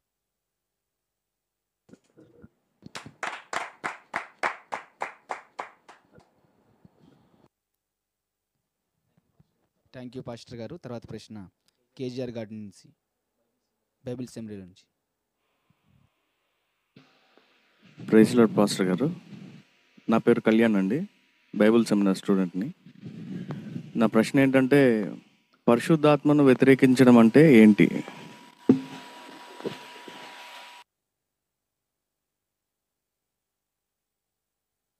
పరిశుద్ధాత్మను వ్యతిరేకించడం అంటే ఏంటి? మార్క్స్ చాప్టర్ 3 ఆఖరి వచనాల్లో పరిశుద్ధాత్మకు విరోధంగా మాట్లాడడానికి ఈ యుగమందును రాబోయే యుగమందు కూడా పాపక్షమాపణ ఉండదు అన్నాడు. సువార్తల్లో ప్రభు 2 సువార్తల్లో కూడా కనిపిస్తుంది అన్నమాట. అయితే మార్క్స్ సువార్త 3వ అధ్యాయం ఆఖరి వచనాల్లో ఈ విధంగా ఉంది. 29వ వచనంలో పరిశుద్ధాత్మ విషయము దూషణ చేయవాడు ఎప్పుడును క్షమాపణ పొందక నిత్య పాపం చేసిన వాడే ఉండునని మీతో నిశ్చయముగా చెబుతున్నాను. పరిశుద్ధాత్మ విషయము దూషణ చేయవాడు ఎప్పుడునో క్షమాపణ పొందక నిత్య పాపం చేసిన వాడే ఉండునని మీతో నిశ్చయముగా చెబుతున్నాను. అసలు ఏ సందర్భంలో ప్రభు ఈ మాట అన్నారు? మరి 3వ అధ్యాయంలో ప్రభు ఏం చేశాడు? దెయ్యాలను వెలగొట్టాడు, రోగులను స్వస్థపరిచాడు, అనేకులు బాగుపడుతున్నారు. అయితే పరిసయ్యులు వచ్చి యెరూషలేము నుండి పరిగెట్టుకొని వచ్చారట. వచ్చి ఏగో ఈయన మీరు ఎందుకు నమ్ముతున్నారు? నమ్మకండి, ఈయన దెయ్యాలు పట్టినాడు, ఆ దెయ్యాలకే అధిపతి కాబట్టి దెయ్యాలను ఎలగొడుతున్నాడు, యేసుప్రభు నమ్మకండి అని ఈ మత నాయకులు, మత పిచ్చోళ్ళు వీళ్ళు వచ్చి యేసుప్రభు వారి మీద నెపాలు మోపుతున్నారు. ఆ సందర్భంగానే ప్రభు అన్నాడు, పరిశుద్ధాత్మకు విరోధంగా మీరు మాట్లాడుతున్నారు అంటే దెయ్యములను వెళ్ళగొట్టినప్పుడు, రోగులు స్వస్థపడుతున్నప్పుడు, విడుదల అంటే యేసుప్రభు వారు చేస్తున్న మంచి సేవా పరిచర్యను వారు దెయ్యాల సేవ అంటున్నారు, దెయ్యం బట్టి చేస్తున్నాడు అంటున్నారు. ఈ దేవుని ఎదురు నుండి వచ్చినాడు కాదు, కావాలని వచ్చాడని చెప్పి అంటున్నారు. ఈ రోజుల్లో కూడా అలాంటి మాయదారు మనుషులు లేరా? ఇంత సేవా పరిచయలు జరుగుతుంటే కళ్ళారా చూస్తూ కూడా ఈ సేవలన్నీ ఒట్టివే, ఈ పరిచయలన్నీ ఒట్టివే, ఈ సేవకులందరూ ఒట్టి వాళ్ళే అని చెప్పే దుర్మార్గపు మనసు. అంటే ఈ పరిచయలకు పట్టిన దైవాత్మలు ఈ రోజున్న వీళ్ళకు కూడా పట్టినట్టున్నాయి. అందుకే వాక్యం చెప్తుంది, ఆ రోజు యేసుప్రభు వారిని ఆ విధంగా వాళ్ళు విమర్శించారు. అదే అద్భుతాలు ఆశ్చర్యాలు జరుగుతూ స్వస్థపడుతూ ప్రజలు బాగుపడుతూ ఉంటే, ప్రజలు రక్షణ పడుతూ ఉంటే, ఈ మత బోధకులు అనేవాళ్ళు అందులో సంతోషంగా యూదా మతం పాత నిబంధనలో ఉన్న విషయాన్ని నెరవేరుస్తున్నాడు యేసయ్య అని చెప్పి సంతోషించాల్సింది పోయి ప్రజలను దారి తప్పిస్తూ ఈయన నమ్మకండి, ఈయన శిష్యుల ఎదుగు వెళ్ళకండి, వీళ్ళంతా కూడా దారి తప్పిన వాళ్ళు, దెయ్యం పట్టిన వాళ్ళు అని చెప్పి దేవుని మీద నెపాలు మోపుతున్నారు యేసయ్య మీద. ఆ సందర్భంలోనే ప్రభు ఈ మాట చెప్పాడు. అంటే దీని అర్థం ఏంటి? దెయ్యములు వెళ్ళగొడుతున్నారంటే వాళ్ళు అంటారు దెయ్యాల అధిపతి కాబట్టి దెయ్యం పట్టి ఆయన దెయ్యాన్ని వెళ్ళగొడుతున్నాడని చెప్పారు. ఓకే, యేసు ప్రభు వారు దెయ్యాలను ఎలా వెళ్ళగొట్టారు? ఒకసారి ఇక్కడ మీ వేలుంచి మత్తయి సువార్త 12:28 దేవుని ఆత్మ వలన నేను దెయ్యములను వెళ్ళగొట్టుచున్న ఎడల నిశ్చయముగా దేవుని రాజ్యం మీ మధ్యకు వచ్చి ఉన్నదే. నిశ్చయముగా దేవుని రాజ్యం మీ మధ్యకు వచ్చి ఉన్నది. దేవుని ఆత్మ వలన నేను దెయ్యములను వెళ్ళగొట్టుచున్న ఎడల. వాళ్ళేమంటున్నారు? దెయ్యపాత్మ బట్టి నువ్వు దెయ్యాలు వెళ్ళగొడుతున్నావు అంటున్నారు. యేసుప్రభుని విమర్శిస్తున్నారు ఈ మత పిచ్చోళ్ళు, ఆ పరిసయ్యులు, ఈ పరిసయ్యులు ఆత్మ పట్టిన వాళ్ళు. కానీ ఇక్కడ యేసుప్రభు వారు ఏమన్నాడు? నేను దేవుని ఆత్మ వలన దెయ్యములను వెళ్ళగొట్టుచున్నాను. ఓకే, మరి దేవుని ఆత్మ వల్ల వెళ్ళగొట్టాడు యేసయ్య, దెయ్యపాత్మ వల్ల వెళ్ళగొట్టాడు? మీరు చెప్పండి. దేవుని ఆత్మ వలన. రైట్. అక్కడ ఏమంటారంటే ప్రభు, దెయ్యాలు నిలబడితే ఆ ఇల్లు నిలబడదు కదా. ఒక ఇంటివాడే ఇంటికి వ్యతిరేకంగా నిలబడితే ఆ ఇల్లు ఎలా నిలబడుతుంది?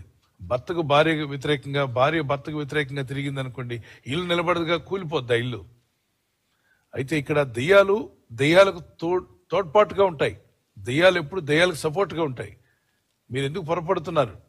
దెయ్యములను నేను వెళ్ళగొడుతున్నానంటే ఆ ఇంట్లో ఉన్న బలవంతులైన సాతాన్ని బంధించి వాడి చేతిలో ఉన్న వాళ్ళ ఆత్మలన్నింటినీ కూడా విడిపిస్తున్నాను నేను. మీరేమో నన్ను దెయ్యం పట్టినవాడు అంటున్నారు. మీరు జాగ్రత్త అని చెప్తూ ఆ కింద వచనాల్లో అన్నాడు, పరిశుద్ధాత్మకు విరోధంగా మీరు మాట్లాడితే మీరు క్షమించబడరు, మీకు పాపక్షమాపణ ఉండదు. ఈ యుగమందు అయిన రాబోయే యుగమందు కూడా పాపక్షమాపణ ఉండదు, జాగ్రత్త అంటూ ప్రభు హెచ్చరించాడు. పరిశుద్ధాత్మ వల్ల నేను దెయ్యాలు వెళ్ళగొడుతుంటే నేను చేస్తున్న సేవ దెయ్యాల సేవ అంటున్నారు. నేను దెయ్యాలు వెళ్ళగొడితే అది దెయ్యానికి అధిపతి కాబట్టి వెళ్ళగొడుతున్నా అంటున్నారు. జాగ్రత్త, గుర్తుంచుకోండి. ఏంటి? పరిశుద్ధాత్మకు విరోధంగా నేను దెయ్యాలు వెళ్ళగొట్టింది ఆత్మ ద్వారా వెళ్ళగొట్టాను.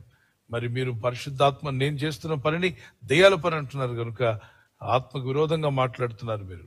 అంటే ఒక దైవ సేవకుడు ఆత్మ ద్వారా జరిగించే సేవలను ఆ వ్యక్తి మీద పడనివారు అక్కస్సుతో ఆ దైవజనుని కావాలని చెప్పి దూషిస్తే, పరిశుద్ధాత్మ ద్వారా ఆయన చేసిన పనులు ఇప్పుడు నేనే నా ద్వారా పరిశుద్ధాత్మ కార్యాలు జరిగిస్తున్నాను అనుకోండి, ఒక సేవకుడు పక్కన కూర్చొని దూషిస్తున్నాడు అనుకోండి, వాడు ఏం చేస్తున్నాడు? నా ద్వారా ఆత్మకార్యం జరుగుతున్న ఆత్మదేవుని యొక్క కార్యాన్ని దూషిస్తున్నాడు. మరి నా ద్వారా పని చేయించింది ఎవరు? పరిశుద్ధాత్ముడు.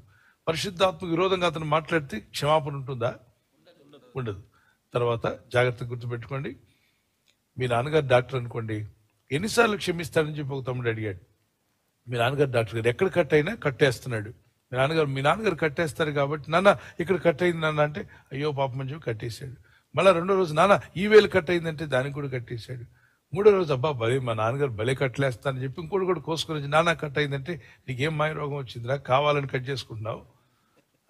నాన్న నువ్వు కట్లేస్తావుగా. నేను కట్లేస్తాను, కానీ నీ ప్రాణం పోగొట్టుకుంటున్నావు. రోజు రోజు నరాలు కోసేసుకుంటున్నావు. ఇంకొక రోజు వచ్చి నాడి కోసుకుని, నాన్న రక్తం కారుతుందన్న అంటే, ఎందుకు రా పిచ్చి పని చేస్తావు అని నాడికి కూడా కట్టేశాడు. ఆ తర్వాత పక్కింటి వాళ్ళ దగ్గరికి వెళ్ళినప్పుడు వెళ్తారే, మీ నాన్న డాక్టర్ అద్భుతంగా కట్టలేస్తున్నాడు అని చెప్పంటే ఈడి ఒళ్ళంతా గీసుకుంటున్నాడు. కోసుకోవడం రాడు, నాన్న కట్టేయి. ఈలోగా నాన్న వచ్చేలోగా నీ ప్రాణం పోద్ది. ఎందుకో తెలుసా? నువ్వు కావాలని చేస్తున్నావు.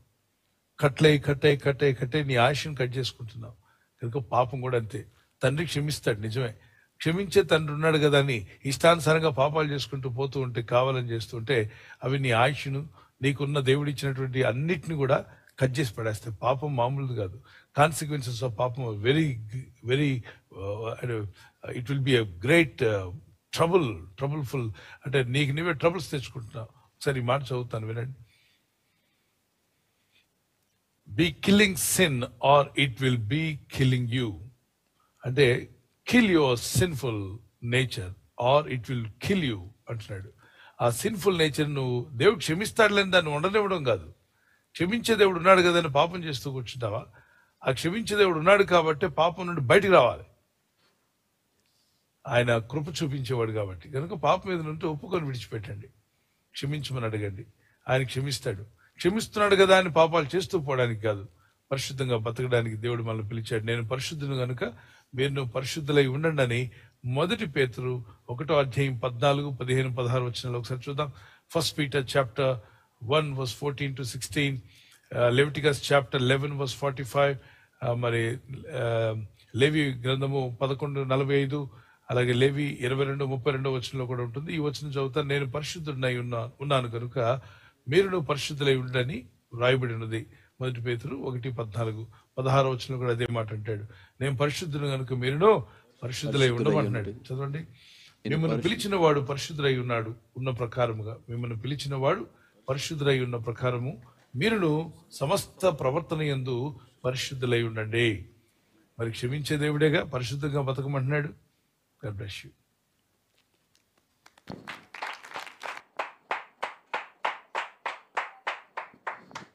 థ్యాంక్ యూ పాస్టర్ గారు.